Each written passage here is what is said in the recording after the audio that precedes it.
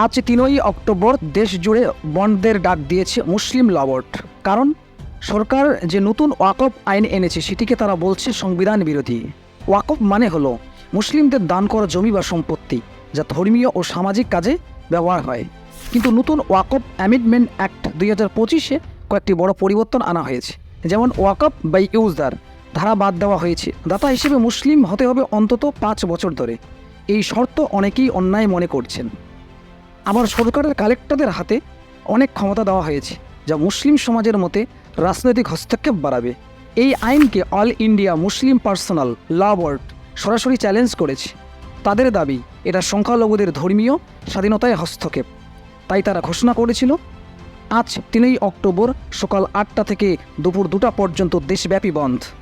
যদিও হাসপাতাল আর জরুরি পরিষেবা এই বন্ধের বাইরে থাকবে।